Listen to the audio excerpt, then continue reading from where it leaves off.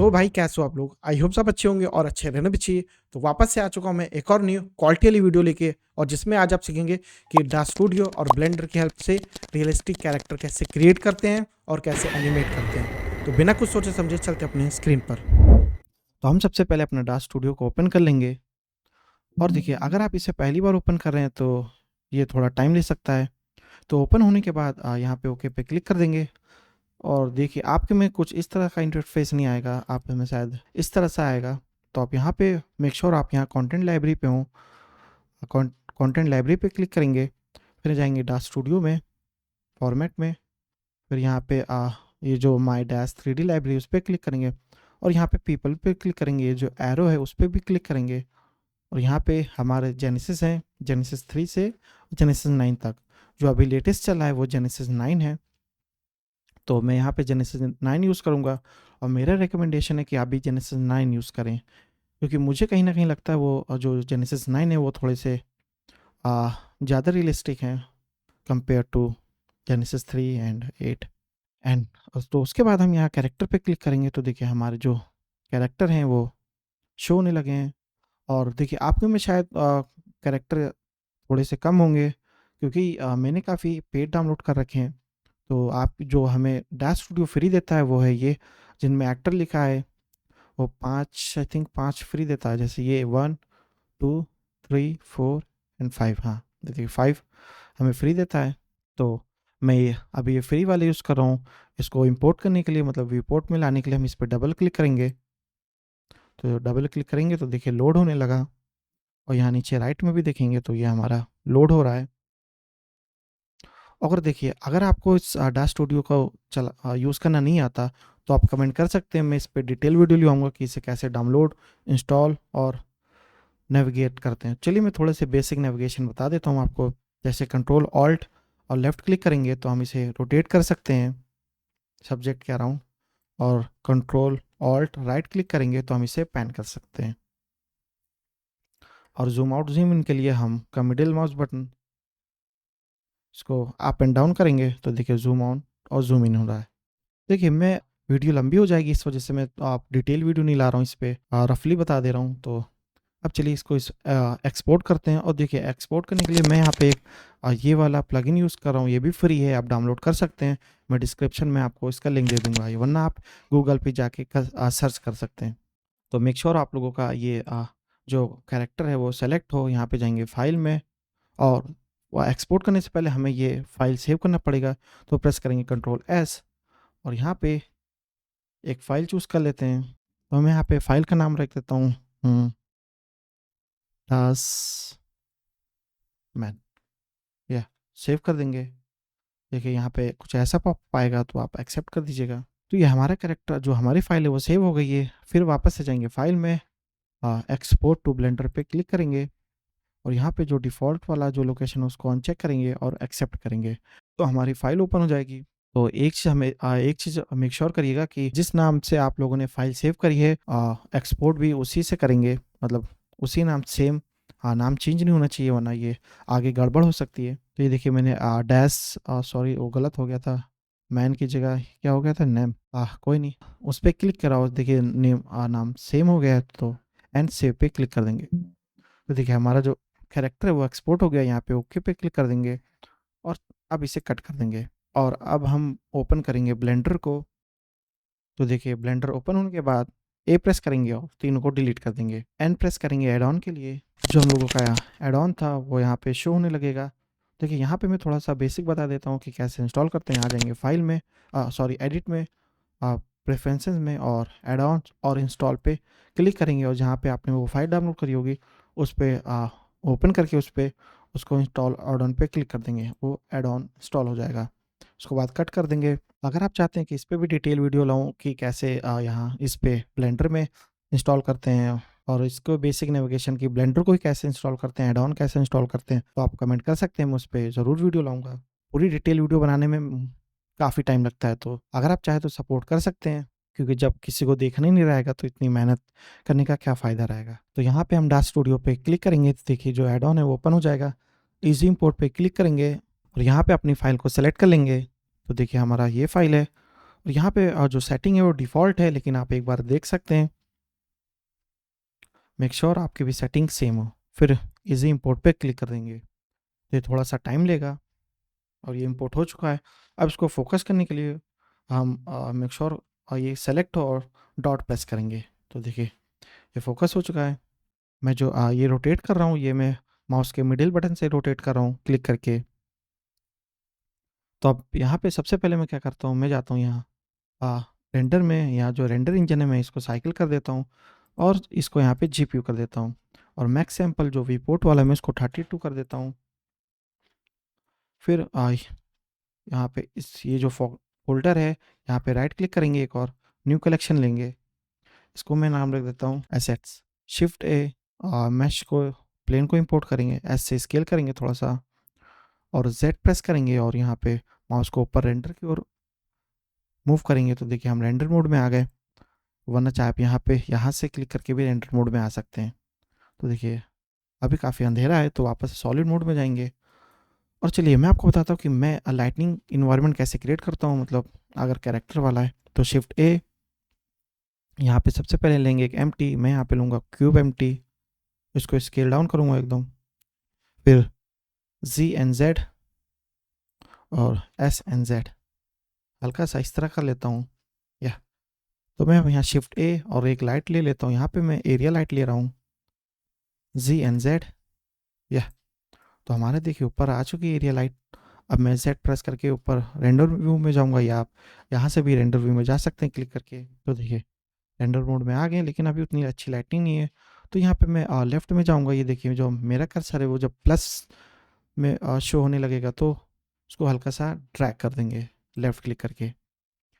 फिर यहाँ add on को हाइड करने के लिए एन प्रेस करेंगे और इसको भी हाइड करने के लिए टी प्रेस करेंगे। फिर इसमें जाते हैं, फिर शिफ्ट ए और यहाँ पे कैमरा इंपोर्ट करते हैं, कैमरा एंड कैमरा। फिर कैमरा व्यू में जाने के लिए 0 प्रेस करेंगे। फिर यहाँ पे आएंगे आउटपुट में, यहाँ पे मैं जो ये हॉरिजॉन्टल है इसको मैं वर्टिकल कर देता हूँ। तो मैं देखिए वर्टिकल हो गया। और अगर आपका जीपीयू उतना अच्छा नहीं है तो अब यहाँ पे ये दोनों क्लिक कर सकते हैं। इसमें क्या होता है, इसमें जितने कैमरा में व्यू है उतना ही सिर्फ रेंडर होगा।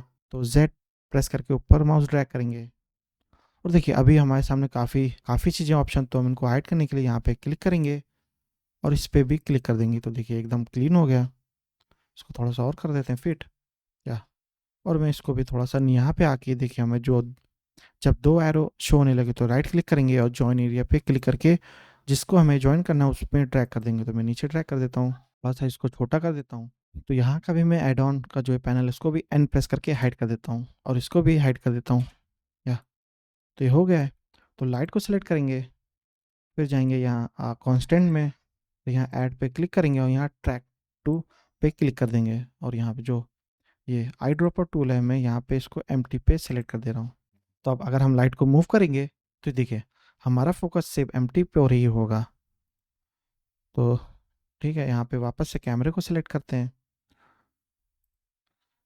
यहाँ पे जो रोटेशन है इसको 90 कर देते हैं पूरा और वाई को 0 एंड जेड को भी 0 और जो जेड लोकेशन है इसको हल्का सा ऊपर कर देते हैं और जो वाई लोकेशन है इसको हल्का सा माइनस में कर देंगे, जेड को थोड़ा और ऊपर कर देंगे।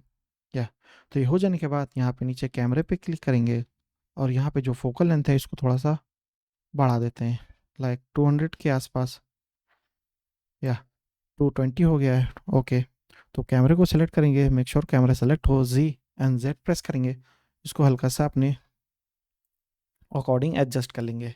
तो यहाँ पे मैं थोड़ा क्लोज रख रहा हूँ। तो ये हो जाने के बाद मैं यहाँ पे कैमरे को सॉरी लाइट को सेलेक्ट करूँगा, शिफ्ट डी करूँगा, एक लाइट यहाँ पे आगे लगा देता हूँ। देखिए जो हमारा करेक्टर है अभी काफ़ी सही दिख रहा है। फिर प्रेस करता हूँ, तो देखिए साइड व्यू में आ गए और लाइट सेलेक्ट है, शिफ्ट डी और इसको यहाँ पे नीचे ड्रैग कर देता हूँ। तो देखिए हमारा जो पीछे लाइट का है वो काफ़ी सही लग रहा है जो आ रहा है। फिर उसके बाद यहाँ पे जाएंगे वर्ल्ड में और जो वर्ल्ड की है, वर्ल्ड मतलब ये जो बैकग्राउंड है, 0 प्रेस करेंगे कैमरे में आने के लिए। जो हमारा बैकग्राउंड है उसको यहाँ पे स्ट्रेंथ है वो बढ़ा घटा सकते हैं, पर यहाँ पे मैं 0 रख रहा हूँ। और देखिए हमारा जो दोनों विपोर्ट है वो रेंडर मोड में है, तो मैं इस वाले को सॉलिड मोड में लाता हूँ। तो देखिए लाइटनिंग आप मैं इनमें ज़्यादा कुछ नहीं कर रहा हूँ, बस नॉर्मली कर दे रहा हूँ। आप इसमें छेड़छाड़ करिएगा, मतलब काफ़ी इसको मूव करिएगा कि कहाँ से बेटर लाइटनिंग आ रही है। मैं इसको नॉर्मली इतना ही रखता हूँ, बस ये इन्फॉर्मेशन वीडियो है। या तो हो जाने के बाद चलिए कैरेक्टर को थोड़ा एनिमेट करते हैं। अब मैं यहाँ पे कैरेक्टर के बोन को सिलेक्ट करता हूँ, एंड प्रेस करूँगा वापस से एड ऑन को शो होने के लिए, शो करने के लिए। यहाँ पे रिगिंग पे क्लिक करेंगे और यहाँ पे हमारे पास कन्वर्ट करने के लिए दो मेथड हैं, मतलब दो फॉर्मेट हैं काइंड ऑफ। एक है रिगीफाई और दूसरा है एमएचएस। तो मैं पर्सनली एमएचएस यूज़ करता हूँ क्योंकि ये मुझे काफ़ी सही लगता है, और रिगीफाई भी सही है, लेकिन मैं इसमें एमएचएस पे करता हूँ। तो यहाँ कन्वर्ट, मेक श्योर आपका बोन सेलेक्ट हो, यहाँ कन्वर्ट टू एमएचएस पे क्लिक कर देंगे और यहाँ पे ओके पे क्लिक कर देंगे। मेक श्योर सेटिंग डिफ़ॉल्ट हो, एंड प्रेस करेंगे हाइड करने के लिए। तो देखिए हमारे जो बोन है वो काफ़ी अच्छे दिख रहे हैं। तो इसको बोन को यूज़ करने के लिए, मतलब रोटेट कर मूव करने के लिए, यहाँ पे पोज मोड में आएंगे।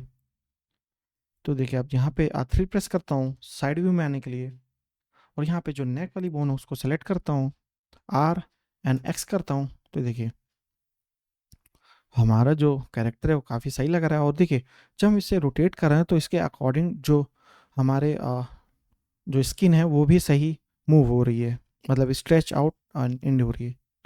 एनिमेट करते हैं कैरेक्टर को, ए प्रेस करेंगे सारी बोन सेलेक्ट करने के लिए, और फिर उसके बाद के प्रेस करेंगे की फ्रेम लगाने के लिए। तो यहाँ पे मैं लोकेशन एंड रोटेशन पे की फ्रेम लगाता हूँ फर्स्ट में, और यहाँ पे मैं जो ये हमारा आउटपुट है, आउटपुट और ये जो फ्रेम रेट है, मैं यहाँ पे और नॉर्मली 29.97 यूज़ करता हूँ।